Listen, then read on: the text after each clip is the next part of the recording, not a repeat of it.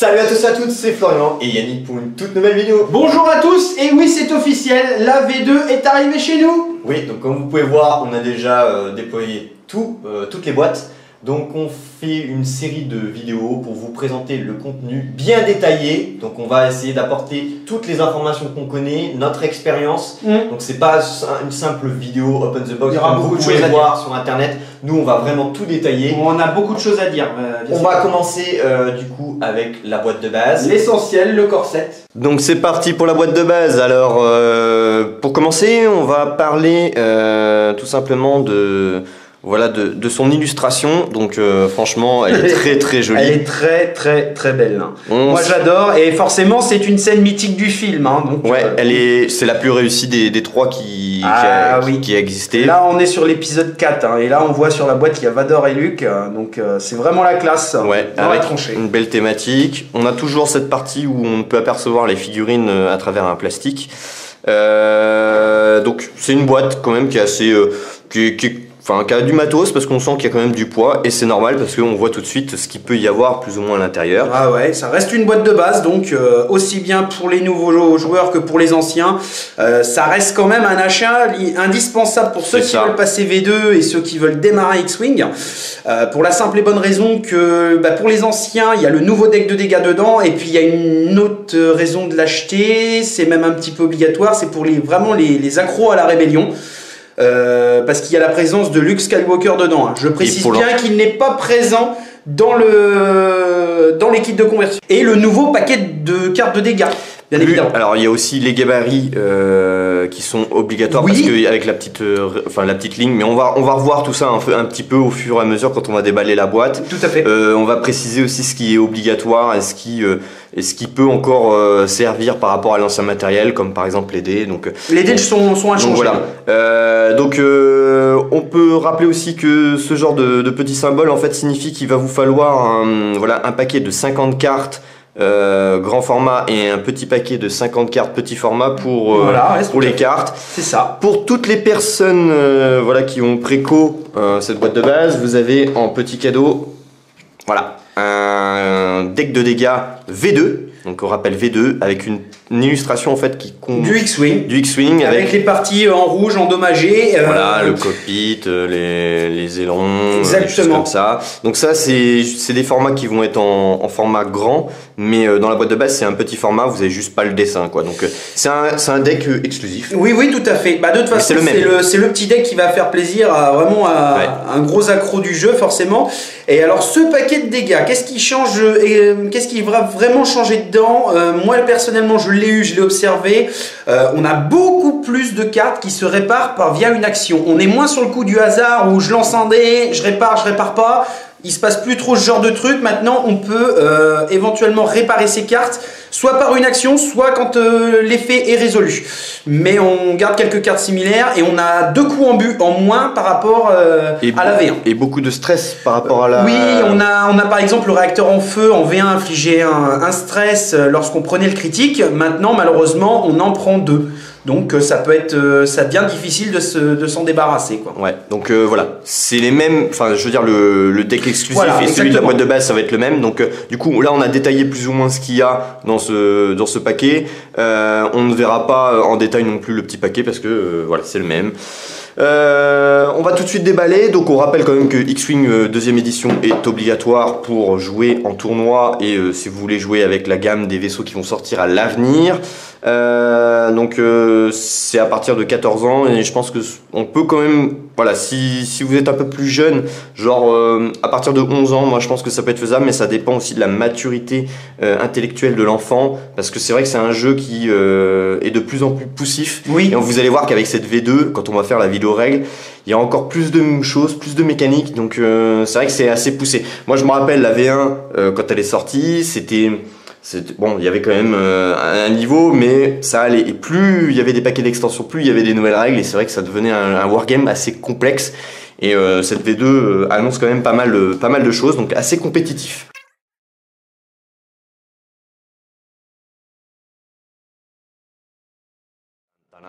Alors délicatement, même à la fermeture. Heureusement que quand même qu'il y a une partie quand même pour chasser l'air, mais faut toujours faire attention parce que c'est ce genre de choses qui peuvent s'abîmer. Il faut écorner les boîtes, hein, bien entendu. Oh, ouais, dis donc.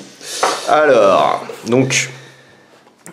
Toujours classique, c'est-à-dire, comme on l'a dit, la petite partie avec les figurines. Donc on va commencer par elle. Ouais, c'est quand même assez important. Passons aux figurines. On va déjà commencer par ça. Hop, on va décaler ça. Donc dans leur petite boîte, donc 2 tailles contre un X-Wing T65.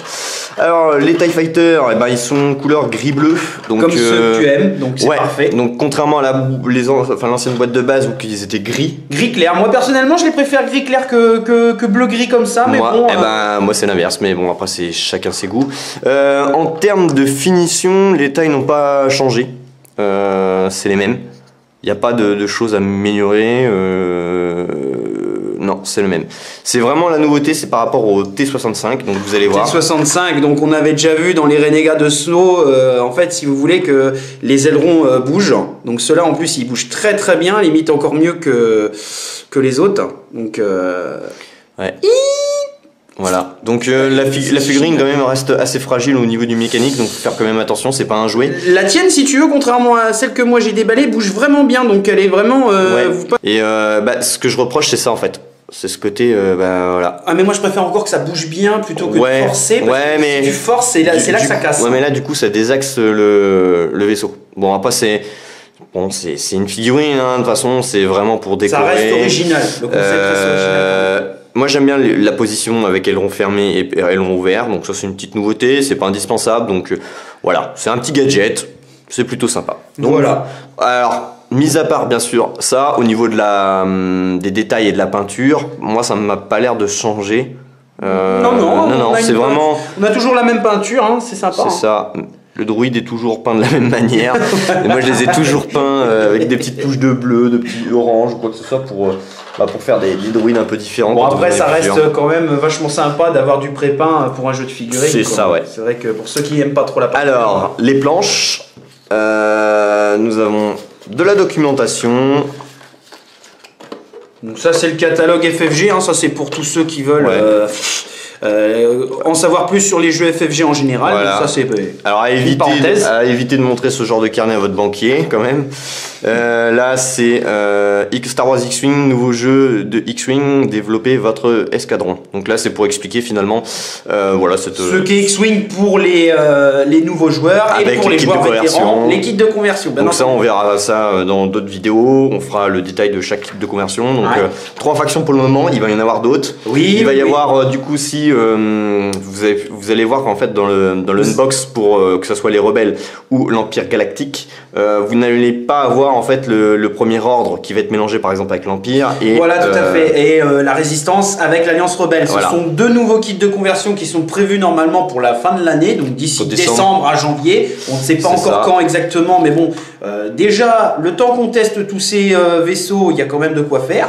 Et puis ils annoncent aussi 2 nouveaux trucs, mais là c'est vrai qu'on n'est pas d'accord. Là, moi par contre, je pense que ça pousse le bouchon un peu loin parce qu'on va monter à 7 factions, parce qu'on aura les séparatistes qui sont annoncés et les clones. Donc moi personnellement, je trouve que là 7 factions, ça commence à faire beaucoup trop. Livret, donc là on a un petit livret basique pour montrer le matériel, le montage, le démarrage en fait. Voilà, comment faire les déplacements de vaisseaux, résolution des attaques, le détail des roues, les dés, enfin c'est un résumé des règles. Donc on fera une vidéo règles sur ce jeu, enfin du coup sur cette V2, on supprimera la vidéo V1 parce que du coup elle n'est plus d'actualité et on fera une bonne vidéo expliquant les bonnes règles de cette boîte de base. Donc ne vous inquiétez pas, donc en gros il faut toujours s'appuyer bien sûr de ces guides là, mais s'il y a certaines incompréhensions, n'hésitez pas à nous poser des questions ou à visionner les vidéos. Donc bien fourni, bien détaillé, avec des bonnes petites illustrations. Ouais, non, là-dessus FFG a quand même explique vraiment bien au niveau de ces jeux. Ces jeux sont quand même vachement bien expliqués. Et puis le livret de règles, plus poussé bien sûr.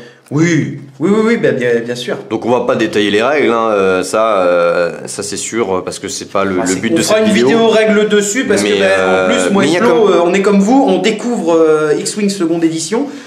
Pour l'instant, on n'a encore aucune partie dans les pattes, donc on peut pas vraiment dire. On a juste surfé un petit peu sur l'appli comme ça pour regarder. Ouais. Je pense même qu'il se serait bien de faire une petite vidéo sur l'application. Oui, on fera une vidéo sur l'appli, on détaillera tout de toute façon. Voilà, comment la télécharger, comment l'utiliser, quelle est la différence entre l'univers étendu et la seconde édition, parce que là en ce moment, on est comme vous, plus ou moins, on découvre un peu les choses. On découvre et ça c'est toujours une surprise. Donc voilà.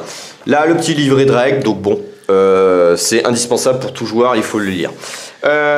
Encore ensuite, bon, là on a une chose qui n'a jamais changé par rapport, même en termes de design, par rapport à la V1, c'est la règle des portées. Ouais, même couleur, même design. En gros, si vous avez l'ancienne, ou même si vous en avez une en plastique, vous pouvez l'utiliser parce que elle est du coup elle reste inchangée, donc voilà. Il y en a certaines aussi, une petite astuce pour ceux qui ont déjà la V1 et qui veulent utiliser finalement une seule réglette. Vous pouvez la découper pour l'ancienne, pour en fait vous permettre d'avoir juste des petites portées une pour voir entre deux vaisseaux. Des fois, si ça passe. Pratique. Ça peut être plus pratique que la grosse longueur qui va parce tout. Parce que des fois, ça peut taper dans les vaisseaux, tout ça. C'est une petite astuce. Après, voilà, vous êtes bien sûr pas.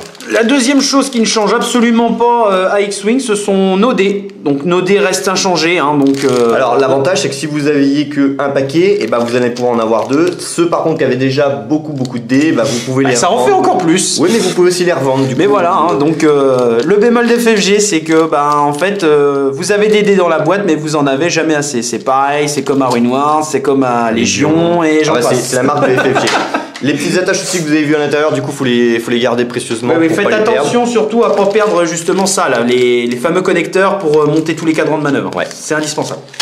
Les socles, les socles, c'est là, c'est des petits, ça ne change absolument pas. Vous allez voir que dans les paquets, des kits de conversion, vous apercevrez des moyens socles. Bon, voilà.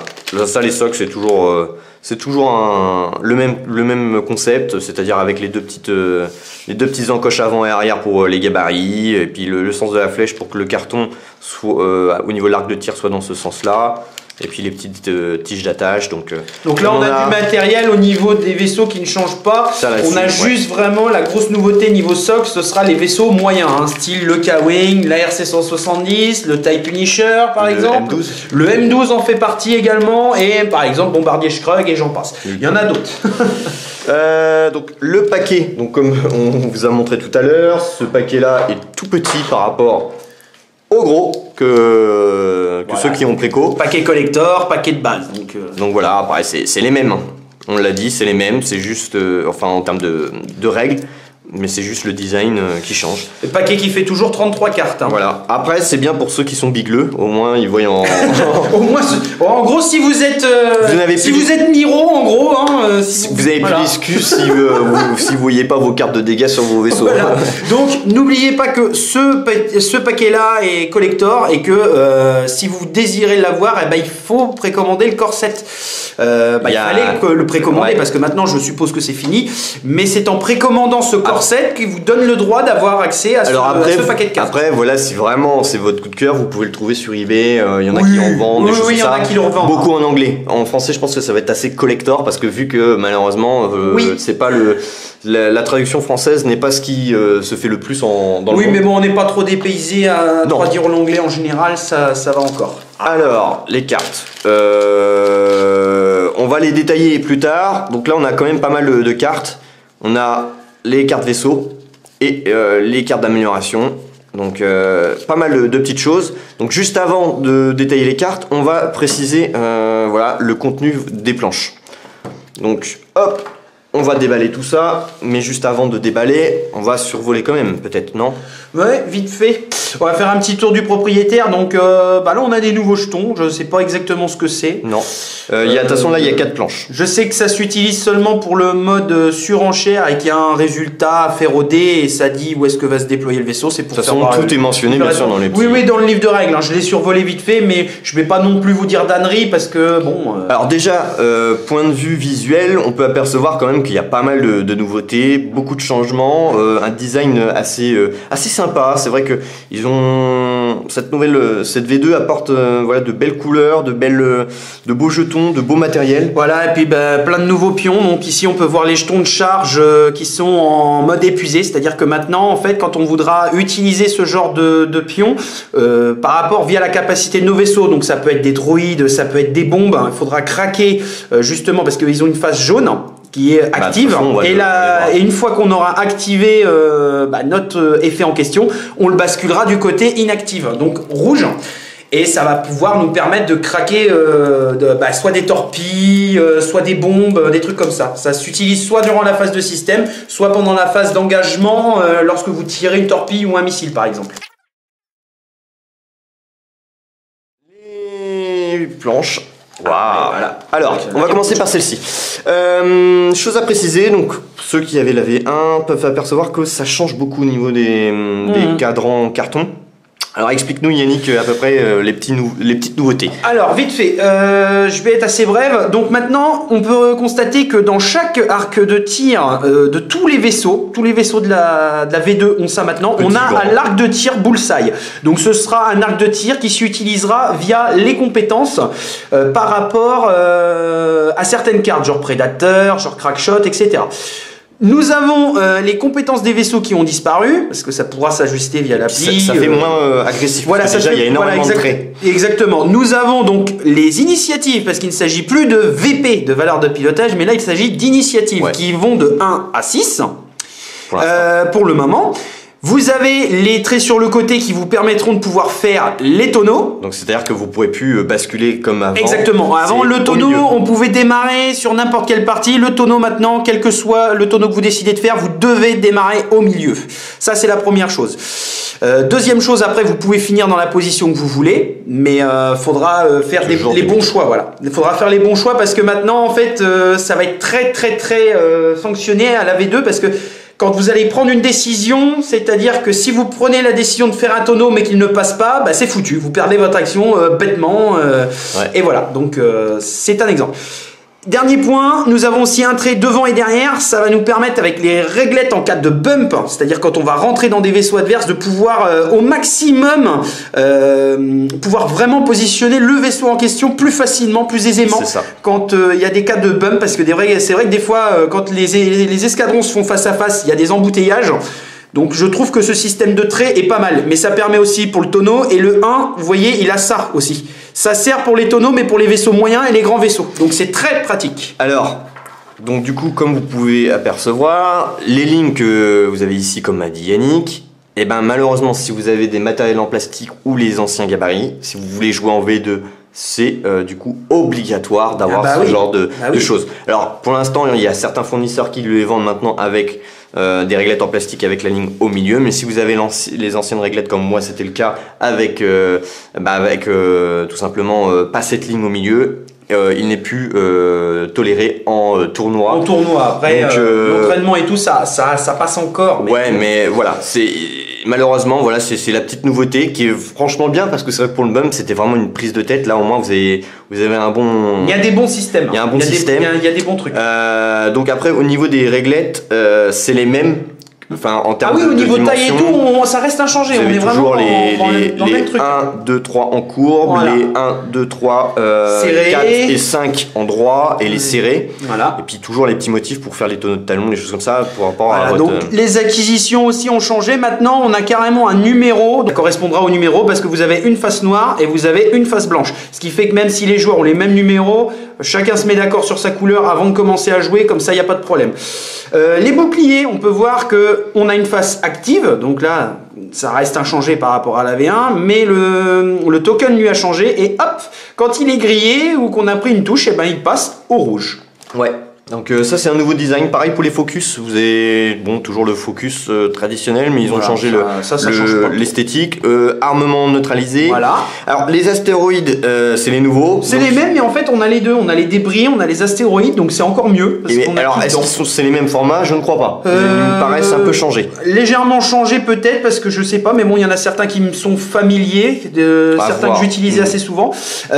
L'autre nouveauté qu'on a, c'est ça. Donc ça, qu'est-ce que c'est? Il s'agit des charges de force. Donc tous les pilotes qui ont recours à la force, tels que Luke, tels que Dark Vador ou tels que Agi Ventress, pourront utiliser des charges de force pour différents effets. Donc ça peut être des effets de cartes, ça peut être des effets, des capacités spéciales. Par exemple, Vador, en craquant un, peut faire une action gratuite. Bien sûr, faut pas être stressé. Mais vous pouvez aussi craquer ce genre de pion pour transformer sur vos jets les focus en dégâts ou en evade. Donc en fait, vous pouvez ajuster plus facilement ou optimiser plus facilement votre jet de dés. Ça permettra à la fois de bien attaquer, de bien se défendre. Donc les charges de force, je trouve ça relativement très fort. Moi personnellement je trouve ça fort. Alors un truc super qu'ils ont rajouté, c'est les angles pour les vaisseaux. Ça par contre c'est super, ça c'est très très bien. Ça c'est, alors il y en avait beaucoup qui avaient eu ça en petit kit tournoi ou qui les ont achetés sur internet. Totalement. Et ils n'existaient pas officiellement par FFG. Et c'est super fort parce que ça vous permet justement d'éviter d'utiliser voilà, les gabarits d'angle ou droit pour pouvoir bouger vos vaisseaux et les repositionner plus tard pour voilà, quand vous devez traverser des choses comme ça. Là maintenant ça va être un outil indispensable pour prendre dans l'angle. Ça c'est vraiment bien. Ça c'est le jeton. Ça c'est le jeton de premier joueur, c'est-à-dire que en fait on l'utilisait pas vraiment dans la V1 parce que bon il était déjà présent dans la boîte. Ça représente en fait l'initiative, c'est-à-dire quel joueur en cas d'égalité d'initiative va pouvoir résoudre ses capacités ou tirer le premier. Donc voilà, ça c'est la première chose. Ça, marqueur ionique, les tokens de critique, ça n'a pas changé. Moi personnellement je les utilisais pas vraiment. C'est pareil les esquives. Les esquives n'ont pas changé, excepté au niveau règles, parce que maintenant il y a une chose, il y a une petite parenthèse qu'il faut savoir aussi avec les evades, c'est que maintenant le fait d'avoir un token evade vous permet de transformer un résultat de dés vierge ou œil en esquive et non plus de rajouter une evade à votre jet, ce qui n'est pas pareil. Passons au dernier marqueur. Donc là, il s'agit des marqueurs de charge. Donc les marqueurs de charge, j'en ai légèrement parlé tout à l'heure. Il s'agit en fait d'éclairs qu'on va mettre sur nos cartes d'amélioration missiles ou bien cartes d'amélioration droïde, par exemple. Et en fait, ça va représenter le nombre de bombes, de missiles et tout qu'on va avoir. De recharge. Voilà, ça représente le nombre de fois qu'on peut utiliser notre carte. Et à chaque fois qu'on a utilisé, la carte vous demandera de dépenser un marqueur. Et quand il est dépensé, ça devient rouge. Vous pouvez les récupérer via des capacités ou autres. Et bien sûr, ça s'applique aussi pour la force. Quand vous avez utilisé vos tokens de force. C'est vraiment la nouveauté de la V2, c'est que les tokens, en fait, il y a beaucoup de tokens qui sont réversibles et qui passent de couleur à rouge.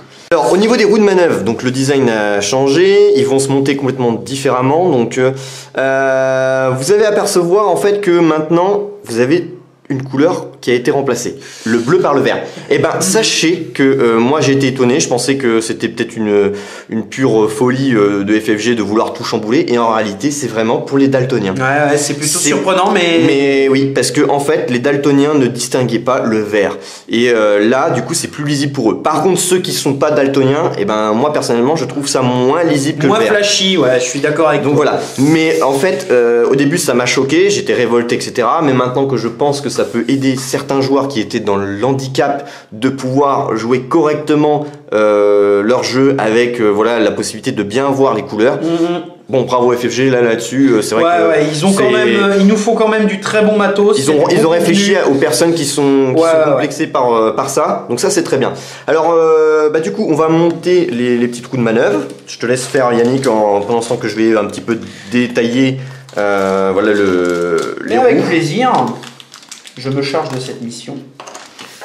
Alors, vous allez voir qu'en fait, les petits trous sont montés différemment et vont pouvoir avoir une visibilité complètement différente par rapport à la V1. Donc, vous mettez votre premier comme ça, comme ceci, comme ça, voilà. Pour pas se tromper, vous avez toujours un code qui est présent. Voilà, les initiales. Donc là, vous avez TF qui correspond donc à TIE Fighter. Et qui est résumé ici pour ceux qui veulent apercevoir le vaisseau. Voilà. Et votre cadran va venir s'emboîter, s'enclipser comme ça par-dessus. Et la petite flèche en fait qui se trouve sur le haut va pouvoir détailler en fait la manœuvre. Voilà. On réinsère la suite du connecteur dessus, donc ça tout le monde sait le faire en général. Déjà j'ai trouvé ça bien dans le sens où il y a plusieurs raisons pourquoi FFG a modifié les cadrans. La première c'est tout simplement parce que avec les frottements, parce que forcément tout joueur d'X-Wing a forcément un vaisseau favori. Et à force de jouer avec, la roue commence à prendre du jeu, donc elle coulisse encore plus facilement tout ça. Et les frottements qu'il y avait sur le cadran finissaient par effacer les manœuvres, ce qui n'est forcément pas du tout pratique. Mais ça pourra peut-être être un peu le cas quand même. Hein, et la deuxième chose, pourquoi ils ont fait ça, à mon avis, c'est pour éviter les petits malins des fois en tournoi qui prennent je ne sais pas combien de temps à tourner la roue, qui savent pas prendre une décision. Là au moins vous prenez votre roue sous le nez, vous avez toutes les manœuvres, il n'y a plus d'excuses. Vous pouvez juste la tourner comme ça sans forcément choisir, mais vous au moins vous les avez toutes sous le nez et il n'y a plus besoin de tourner, jouer la montre, parce que bon, malheureusement je suis déjà tombé sur ce genre de joueur, c'est assez agaçant. Où le mec va prendre facilement plus de 5 minutes pour un vaisseau à choisir sa manœuvre, va le poser, va en prendre un autre, va mettre autant de temps, va en reprendre un autre, même des fois le vaisseau qu'il a déjà choisi, rechanger. Bon, c'est vrai que ça arrive de réfléchir et tout, sauf que là maintenant avec ce cadran-là, je pense qu'on va gagner du temps. Alors, on va commencer par le TIE Fighter. Donc, du coup, voilà, il a toujours le 1 virage à sec en blanc, virage à sec en 2 en blanc, 2 droit et en courbe en bleu. Donc, j'ai du mal, des fois je vais le dire vert, mais malheureusement c'est parce que c'est un automatisme par rapport à la V1. 3 virages à sec en blanc, 3 en courbe en blanc, 3 droit en bleu. 3 demi-tours en rouge et 4 tout droit blanc et 4 demi-tours en rouge. Et pour finir, un 5 tout droit, donc la plus grande des manœuvres. Voilà, donc de toute façon, au niveau du TIE Fighter, il n'y a pas eu beaucoup de changements via ces manœuvres. Hein. Il est resté plus ou moins pareil. Ça reste un petit vaisseau pas cher, sympa et très maniable. Voilà, le fait qu'il soit assez faible au niveau coque et armement le compense par une très bonne maniabilité. Donc si vous pilotez bien, le TIE Fighter reste quand même un vaisseau assez sympa. Alors là, on a le X-Wing, le T65 avec la grosse nouveauté, parce que là on s'aperçoit sur la roue de manœuvre qu'il y a énormément de changements. Maintenant les 2 sur l'aile sont bleus, donc vont pouvoir nous enlever du stress, parce qu'en V1 c'était pas possible, on n'avait pas ça. On a maintenant les tonneaux de talons en 3 intégrés directement dans la roue, donc ça c'est très fort. On a beaucoup de blanc, les seules manœuvres rouges qu'on a, c'est nos 2 tonneaux de talons en 3. Et bien sûr notre demi-tour à 4, ça change pas, le Koyo stressant ne change pas.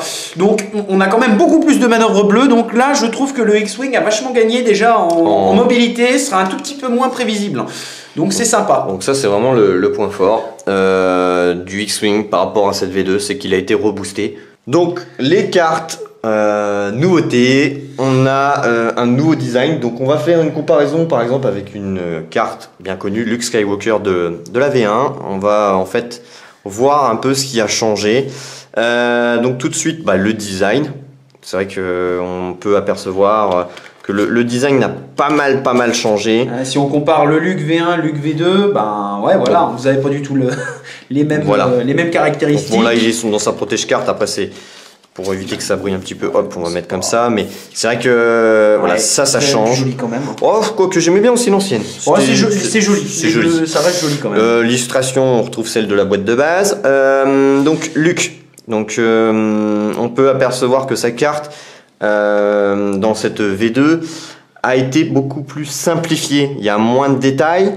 Maintenant, on n'a plus le bordereau, comme vous le savez, le coup en point, ça c'est via l'application. Voilà. On y reviendra dans une prochaine vidéo. Vous pouvez vous y faire via Squad Builder pour construire vos escadrons. C'est ça. Maintenant, le problème de X-Wing V2, c'est que vous êtes obligé en fait d'utiliser l'application pour générer vos listes, parce que tout est plus ou moins préprogrammé, c'est-à-dire qu'en fait les coups en point sont détaillés dessus. Ça peut changer par rapport à des FAQ, les améliorations, les choses comme ça. Maintenant, voilà, on va avoir moins d'autonomie à créer voilà, tout simplement vos listes, mais par contre en conséquent quand il y a des modifications, des choses comme ça, vous avez tout de suite le truc qui est bien, c'est que ça va être mis à jour régulièrement, donc du coup on sera toujours tenu au parfum des changements. Ça pourra être des changements de points via certains pilotes ou certaines améliorations, ça pourrait être des changements de caractéristiques, ça pourrait être différentes choses. Ce qu'on peut remarquer aussi, c'est que maintenant en fait en V2, ça c'est une valeur de pilotage, ça c'est l'initiative. Oui. Ça a changé aussi, et comme je vous l'ai mentionné tout à l'heure, l'initiative va de 1 à 6. Le but étant de créer plus de conflits d'initiative. Alors moi je suis pas spécialement fan, mais après c'est... Moi si, j'aime bien dans le sens où maintenant on va plus avoir des Vador ou des Quick Draw avec des instants de vétérans pétés à 11 et vas-y je vais tout le temps tirer le premier. Comme ça je peux toujours me repositionner en conséquence. Là du coup ça va être un petit peu mieux. Pour moi je pense que c'est un point positif d'avoir fait ça. Alors après ensuite au niveau des stats, on peut apercevoir que l'ancienne version et la nouvelle ont une modification, enfin vous deux, mais la deuxième c'est optionnel parce que c'est seulement parce que c'est par rapport à Luke. Donc 3 d'attaque, ça ne change pas. 2 d'esquive non plus. Par contre là, du coup, vous avez un nouveau point de coque pour la nouvelle version. Donc c'est-à-dire qu'il va être plus tankiste. Ça fait plaisir, ça fait toujours un point de vie de plus, c'est toujours cool. Petite nouveauté, c'est pour tout ce qui, enfin tous les pilotes qui ont la force, ils vont pouvoir du coup avoir voilà cette nouvelle case. Voilà, la valeur violette qui s'affiche en bas, c'est les charges de force que dispose le pilote. Par exemple, celui-ci n'en a pas parce qu'il n'a pas la force, mais Luke c'est un Jedi, donc il a la force, exactement. Et sur ce fameux marqueur, donc tous ceux qui ont accès à la force, ce sera du violet. Donc vous avez le nombre de charges de force maximum que vous pouvez avoir, que vous avez en début de partie et que vous pouvez avoir en cours de partie. Ben oui, parce que vous pouvez aussi régénérer vos marqueurs de charge de force. Une fois par tour, vous pourrez récupérer un pion. Et ces pions vont vous permettre plusieurs choses via la résolution de certaines capacités. Ou pour attaquer ou pour vous défendre, en craquant un pion de force, ça vous permettra de transformer les focus, et je précise bien uniquement les focus, en touche ou en esquive. Ce qui fait que ça pourra à la fois vous servir à mieux vous défendre ou avoir une attaque plus violente. Donc ça c'est le comparatif du vaisseau, donc on a vu aussi la roue de manœuvre tout à l'heure. Maintenant, voilà, c'est la petite nouveauté, enfin petite nouveauté oui et non. Là pour l'instant c'est pas trop flagrant, mais vous allez voir que dans d'autres cartes vous allez pouvoir faire des combinaisons tout simplement d'actions. Par rapport à l'ancienne version, vous avez accès maintenant au tonneau. Et alors, ça c'est vraiment bien pour le X-Wing quand même, parce que c'était un peu la petite chose qui lui manquait pour gagner un peu de mobilité. Donc là on a quand même notre chasseur favori, parce que moi personnellement j'ai un gros coup de cœur pour le X-Wing, il a quand même donné son nom au jeu, rappelons-le. Donc moi personnellement je trouve que c'est bien parce qu'on a augmenté sa maniabilité, on a augmenté un peu sa résistance, on a aussi légèrement amélioré son design. Donc ouais, c'est un vaisseau qui a subi quand même pas mal de petits changements assez sympathiques. La V2 lui a fait du bien. Exactement. Et en capacité, notre Luke Skywalker de la V2 a après être devenu le défenseur, mais c'est bien précisé entre parenthèses, avant que les dés ne soient lancés, vous pouvez récupérer une charge de force. Alors ça, c'est ultra balèze. C'est ultra balèze parce que en fait, même si vous avez craqué tous vos pions, à partir du moment où vous avez désigné pour cible, vous en récupérez un automatique. Les dés de l'attaquant n'ont pas été encore balancés, que vous avez déjà potentiellement la chance de recraquer un pion pour transformer un de vos focus en esquive. Donc par exemple, si vous vous défendez et que vous utilisez, vous allez avoir un pion de force donc qui va être récupéré, et sur votre jet, admettons que vous ayez fait ceci lors de l'attaque, vous allez pouvoir utiliser ce pion de force que vous venez même de récupérer pour transformer ce focus en esquive, ce qui est extrêmement fort. C'est très très très fort. Donc ça, ouais, c'est un beau changement. Alors l'ancienne capa aussi était très intéressante, mais elle a disparu. On est toujours sur de la capa défensive, parce que Luke avait quand même la possibilité de transformer un focus en esquive, mais bon, ça c'est... Alors, ça, on a vu Luke. Maintenant, on va détailler aussi les autres pilotes. Alors, un autre aussi qui a une capa, c'est Jack Porkins. Donc, capa de suicidaire, hein, bon... VP4. Voilà. Initiative 4. Oui, excuse-moi, c'est vrai. J'ai du mal encore. Il n'y a pas de problème. On découvre, on est encore en pleine découverte de la V2. Et il a sa capacité de suicidaire à la con qu'on avait dans la V1. Oui. Après avoir reçu un marqueur de stress, vous pouvez lancer un dé d'attaque pour le retirer. Sur dégâts, vous subissez un dégât. Ouais, mode kamikaze, bien sûr. On l'a jamais joué. Il a jamais été présent sur les tables et je comprends pas pourquoi ils ont laissé encore ce gros sac de pilote, si je puis me dire, parce que franchement il est inutile. Mais par contre, on m'a supprimé Tarn Mission, ça je supporte pas. Par contre, un pilote aussi merdique que celui-là, bah, on l'a laissé, quoi, parce que franchement, vous êtes sûr de pratiquement de prendre la touche une fois sur 3, quoi. Ouais, ou 2 fois sur 3. Ça c'est vraiment pas. C'est pas le genre de pilote que je raffole, ça. Bon, après on a Des génériques. Des génériques, ouais. Un vétéran de l'escadron rouge pour Initiative 3. Ça y est, j'ai réussi. C'est très bien. Et Initiative 2 pour l'escorte de l'escadron bleu, donc bien sûr sans kappa. Voilà pour les T-65. Donc ça, c'est pour les X-Wing de notre boîte de base. Maintenant, on va comparer les TIE Fighter. Alors les tailles, forcément, vous en avez plus parce que vous avez 2 vaisseaux dans la boîte et c'est un peu comme la boîte V1 en fait. Vous allez avoir des pilotes nommés que vous ne pourrez avoir que dans la boîte de base. Donc on va retirer les doublons, ça ne sert à rien. Donc c'est tout ce qui est générique bien sûr, hein. Vous notez bien qu'on va pas avoir 2 fois les pilotes de l'académie, les pilotes de l'escadron noir, les pilotes de l'escadron Obsidian, etc. Par contre ouais, c'est vrai que le retour de la V2 pourra peut-être nous permettre de revoir des petites nuées de taille sur la table. Donc ça, je trouve ça peut-être relativement quand même sympa. C'est pas évident à jouer la nuée taille, mais c'est quand même bien sympa d'avoir une foliade de chasseurs. Ouais. Une nuée, ça reste quand même vachement sympa. Donc en comparaison, les TIE Fighters, ils ont les mêmes stats, c'est-à-dire 2 d'attaque, 3 d'esquive, 3 de coque et 0 de bouclier. Donc là, il l'affiche carrément plus en fait. Si ton vaisseau il a pas de bouclier de base, il l'affiche même pas. Sur un autre pilote il n'est pas indiqué. Là, on a la petite nouveauté de cette V2. Un pion de charge. Donc en fait, vous avez un pion de charge sur ce pilote quand vous démarrez en fait. Ouais, mais c'est parce qu'en fait, il a une kappa. Exactement. On va voir pourquoi. Avant qu'un chasseur taille allié à portée 0,1 ne subisse un ou plusieurs dégâts, vous pouvez dépenser une charge. Dans ce cas, prévenez ce dégât. Ouais, en gros, ça vous permet d'éviter qu'il y ait un de vos copains qui prenne une touche, quoi. Donc, alors, vous l'annulez tout simplement. Petite nouveauté, 0,1. Maintenant, quand vous êtes au contact d'un vaisseau, c'est portée 0. Voilà, tout ça, c'était pas mentionné avant, c'était considéré comme 1. Voilà. Maintenant, non. Au niveau des actions, on a les mêmes que... Voilà, ça reste inchangé. Voilà. La concentration, l'évasion et le tonneau. Ça ne change absolument pas. Donc ça, en comparaison, c'est les mêmes. Donc on va retirer la carte et on va continuer. Donc là, on a un nouveau pilote, donc Valen Rudor. Ouais. Alors, qu'est-ce qu'il fait lui? Après qu'un vaisseau allié à portée 0,1 a défendu, après la résolution des dégâts, s'il y en a, vous pouvez effectuer une action. Ouais. Ouais, c'est... Bon, c'est pas ouf non plus. C'est pas mal, mais c'est pas ouf. Ah tiens, un de mes petits préférés. Après avoir entièrement exécuté une manœuvre bleue, vous pouvez effectuer une action focus. Donc ça, c'est très très bien. Alors, c'est très bien, mais sachant que je pense que dans cette V2, on va avoir énormément de stress. Les compos stressantes vont être assez importantes. On a quand même faut noter qu'il y a quand même pas mal de cartes qui étaient vachement balèzes. Quand on voit le mot action, ça veut dire que si vous avez un stress, c'est mort. Oui, tout à fait.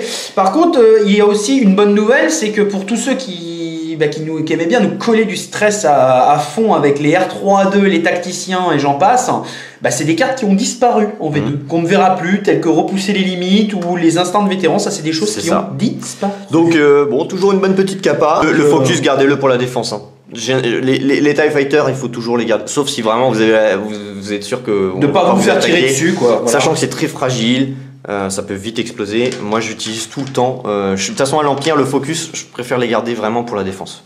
C'est vrai, c'est plutôt préférable parce que l'Empire a des DVR parfois moisis. 3 génériques, donc 1, 2 et 3. On a le pilote de l'académie, le pilote de l'escadron Obsidian et le pilote de l'escadron noir. Donc ça, c'est toujours ces petits vaisseaux qu'on a déjà vus dans la V1. Donc voilà, pour ce qui est des vaisseaux. Donc en comparaison, on peut voir quand même que c'est vraiment le T-65 qui a été mieux reboosté que le TIE Fighter, qui pour moi est pareil qu'en V1, sauf au niveau des petites kappas. Ouais, voilà, tout à fait, ouais. Maintenant, on va passer aux cartes d'amélioration. Donc ça, c'est le petit côté plaisant de X-Wing, c'est-à-dire les petites combinaisons, les choses plutôt intéressantes. Toc, on va mettre ça de côté. Alors, on a, une médaille. Et le premier, c'est un saisissable. Donc, tant que vous défendez, vous pouvez dépenser 1 énergie pour relancer 1 de défense, enfin un dé de défense. Après avoir entièrement exécuté une manœuvre rouge, récupérez 1 d'énergie.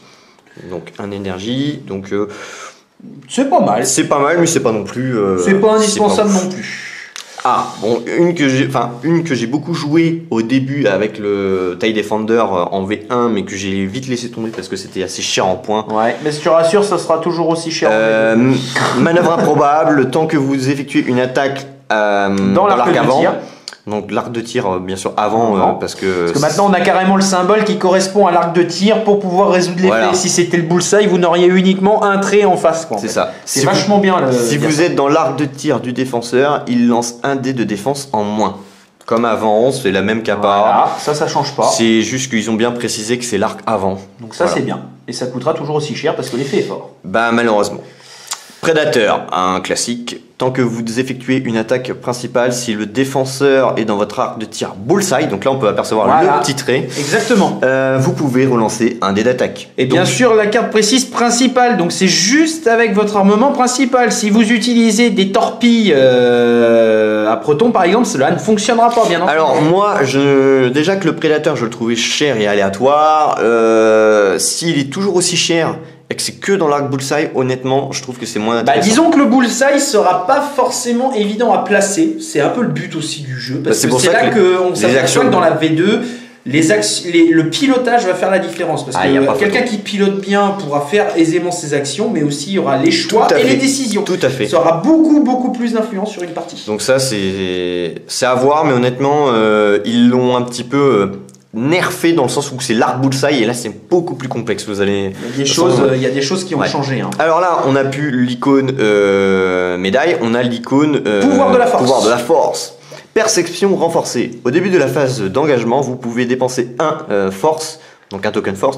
Dans ce cas, pendant cette phase, engagez-vous à l'initiative 7 au lieu de le faire à votre valeur d'initiative standard. Bah ouais, en gros, vous craquez un pion. Ça sur Vador, c'est juste énorme parce que Vador a déjà 6 de base, mais si vous voulez vraiment être sûr en cas d'égalité, même si vous n'avez pas l'initiative de taper le premier, vous craquez gentiment un pion de charge de force vous passez à 7. C'est une sorte en fait d'adaptabilité ou d'instinct de vétéran, mais ajustable. Avec un pion de force que tu peux craquer.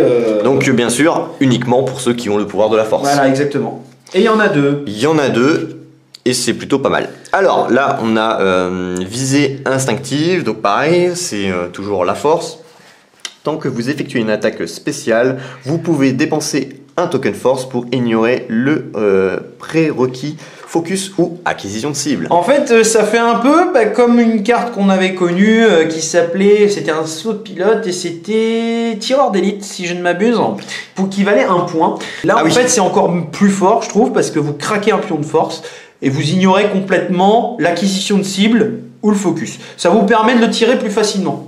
Donc écoutez, moi je trouve ça pas mal. Donc vous avez une carte. Encore une pouvoir de la force. Donc là, on a sens. Pendant la phase de système, vous pouvez choisir un vaisseau à portée 0,1 et regarder son cadran de manœuvre. Si vous dépensez un pion de force, vous pouvez choisir un vaisseau à portée 0,3 à la place. Ouais, ça vous permet de voir à peu près où va l'ennemi, mais bon. Ouais, non, moi je suis moins fan. J'aime pas trop. Vous en avez deux. C'est déjà pas mal. Encore une carte pouvoir de la force. Alors il y a beaucoup de cartes quand même de pouvoir de la force. Alors celle-ci, je l'ai vue sur l'application. Elle est très chère. Elle coûte 12 points, mais elle est très forte aussi. C'est réflexe surnaturel. Avant votre activation, vous pouvez dépenser 1 de force pour effectuer une action de tonneau ou d'accélération.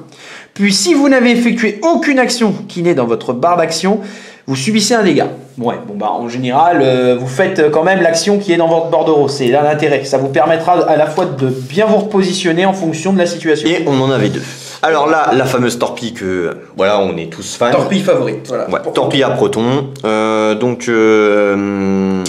Attaque, acquisition de cible, dépenser 1 énergie, donc un token énergie, changer un résultat dégâts en résultat critique. Donc ça... Ok, ça n'a pas changé, mis à part le fait que maintenant, l'attaque acquisition de cible, vous ne la dépensez pas. Ça, c'est génial. En fait, on a deux trucs qui ont vraiment changé énormément en V2.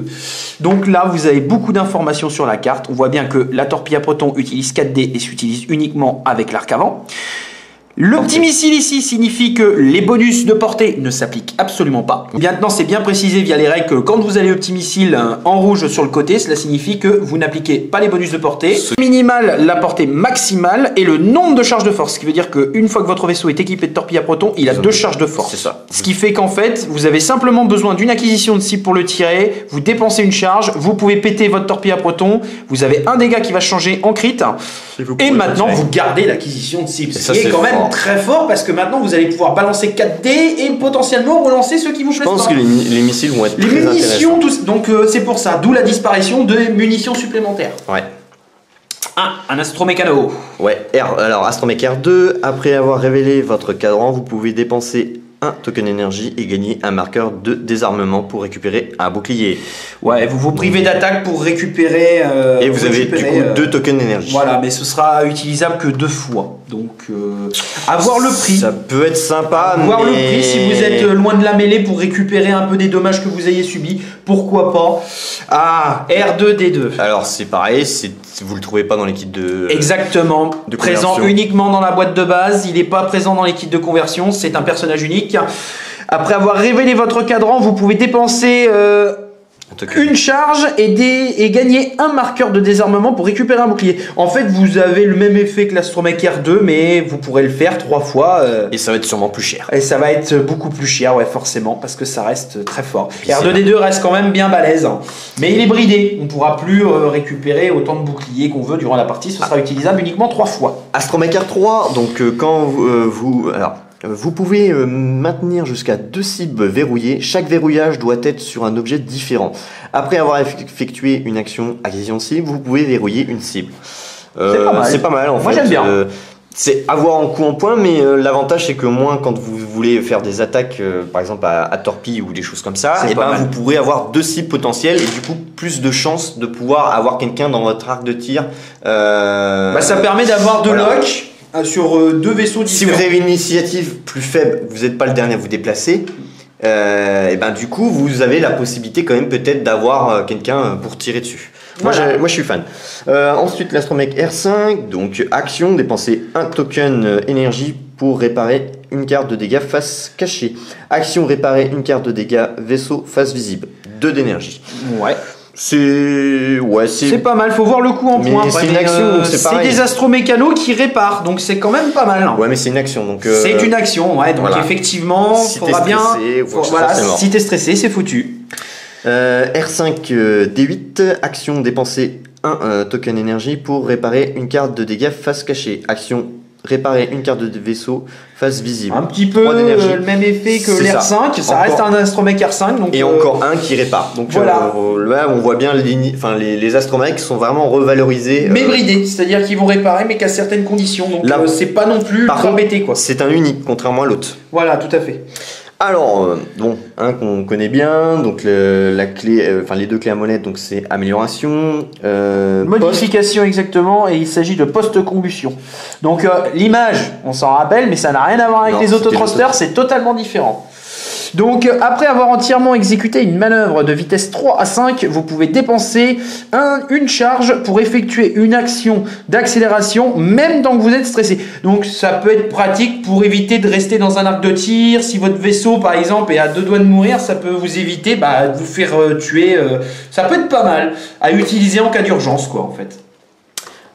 Coque améliorée, donc ça on connaît. Plus 1 en coque. En fait, c'est pas une règle, c'est juste. Oui, c'est un texte d'ambiance. Et encore faudrait-il savoir souder. Et avoir le poste à souder. Exactement. Dans le X-Wing. Ah ouais, je vois bien le genre. Allez, vas-y, va-t'en. Heureusement que. Ouais. C'est pareil, même chose. Bouclier amélioré, plus 1 en bouclier. Donc en fait, c'est 2 cartes qu'on retrouve par rapport. Et c'est bien, parce que moi j'aimais bien ces cartes-là. Des fois ça. Certains vaisseaux, ça pouvait les rendre un peu plus tankistes. Voilà, c'est pas mal. Donc, servomoteur S-Foil qu'on a revu déjà dans le kit Xoguerra. Oui, tout à fait. Tout à fait. Et c'est une amélioration, donc non pas moteur, mais j'ai oublié le terme exact. Ouais. Moi je dirais hélice. Non, c'est pas hélice. Voilà, configuration. Ça m'est revenu. C'est une configuration. Et ça permet d'avoir un petit peu plus de mobilité avec votre X-Wing. Et le U-Wing dispose d'une carte similaire. Ça permet d'avoir les ailerons en attaque. Et voilà, c'est une carte duable. C'est une carte duable, ouais. Parce que c'est vrai qu'on a deux... Donc, une fois que vous avez les servomoteurs de fermer, vous avez l'action d'accélération qui devient disponible. Et vous pouvez même faire l'action jumelée. Je fais une concentration et... en échange d'un stress, je fais une accélération derrière. Tant que vous effectuez une attaque. Et vous avez l'effet suivant. Tant que vous effectuez une attaque principale, lancez un dé d'attaque en moins. Aïe. C'est bien pour se repositionner. Mais après, rien ne vous empêche quand même d'attaquer. Même si vous avez un dé en moins, vous finissez quand même à portée 1, vous balancez quand même 3 dés pour un X-Wing. Ça reste quand même correct. Ouais, mais autant balancer 4 quand même. Oui, oui, forcément. Mais bon, cette carte-là, elle bute de vous repositionner, quoi. Et après que vous avez activé la carte, vous pouvez la retourner. Vous avez les deux modes. Donc là, on a vu le contenu général des petites cartes d'amélioration. Donc là, on a... Alors ça, c'est autre chose. Il s'agit de cartes de formation d'escadron. C'est-à-dire que en fait... ça évite d'utiliser l'application pour une petite boîte de base, finalement. Exactement. C'est-à-dire en fait que vous allez jouer avec un escadron préformé, avec directement des équipements. Et vous allez avoir la faction correspondante à l'escadron en question. Et vous allez avoir des petites barres sur les côtés des vaisseaux qui sont plus ou moins remplis. Il s'agit du niveau de menace. Une carte d'escadron comme ceci, 1, 2, 3, 4, 5. On a 5 traits, donc c'est un escadron à menace 5. Et si vous voulez faire une partie rapide, je décide de prendre cet escadron-là en empire. Donc je joue avec 3 vaisseaux. Je joue celui-ci en rebelle. 3, 4, 5. Le niveau de menace est pareil, donc la partie sera équilibrée et vous avez directement d'office les cartes prédéfinies. En fait, ça vous permet de jouer à X-Wing extrêmement rapidement. Si vous n'êtes pas inspiré pour faire une liste, pas de calcul, c'est directement équilibré, c'est vas-y, on fout nos figurines et on joue, quoi. Voilà, et on sait que ces deux compos valent. Alors par contre, petit bémol, on ne sait pas qui a l'initiative en termes de... ça reste comme les parties classiques qu'on faisait, hein. On tire au hasard le premier joueur. Parce qu'on ne sait pas si par exemple, imaginons c'est 45 et 46. Oui, voilà, pareil. Ça, malheureusement, c'est petit bémol, donc va falloir par contre tirer au dé. Après, si vous voulez augmenter la partie en fonction du figurine, on dit, allez, tiens, on fait une partie à menace 10, la partie sera équilibrée. C'est-à-dire que là, on va avoir 6 tailles d'un côté et 4 X-Wing de l'autre. Mais vous avez une partie qui sera équilibrée.